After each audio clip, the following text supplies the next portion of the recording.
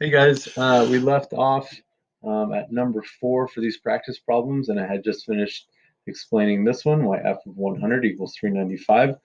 Now let's talk about why g of 100 and what that equals. Okay, so we have to do, put the 100 in right here, minus 5 is 95, right?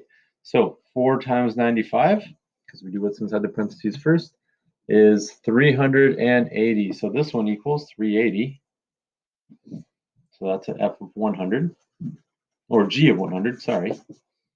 And then h of 100, 100 is the number we're going to put in right here.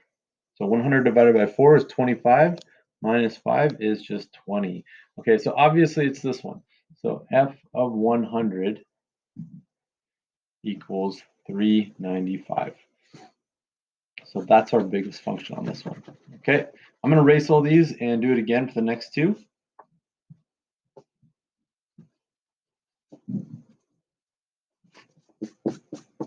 Okay, so the next question, we're using the same functions, except for now we're using negative 100.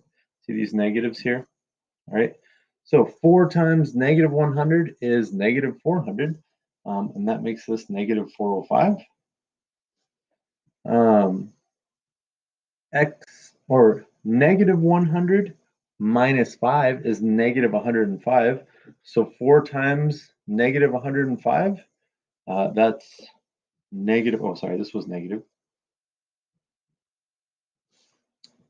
Negative 420 is what that equals. And negative 100 divided by 4 is negative 25. Minus 5 is negative 30.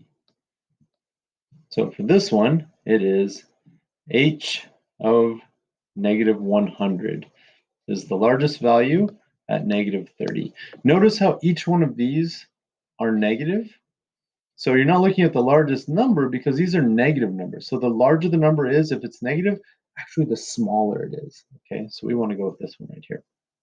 All right, finally, these ones are the hardest, right? I like to change these into decimals. That makes it easier for me. If you're not comfortable with fractions, if you are comfortable with fractions and doing these operations in fractions, that is awesome because that will help you in like really high level math. But I'm going to change these to decimals, right? So 1 divided by 100, that's just 0.01. 0.01. G of 0.01 and H of 0.01.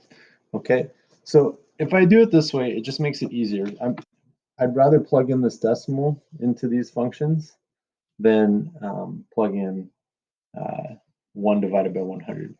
So 4 times 0.01, well, that's just 0.04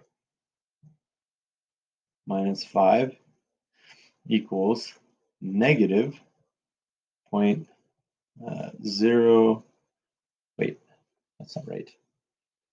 0.04 minus 5 equals negative 4.96. Yeah.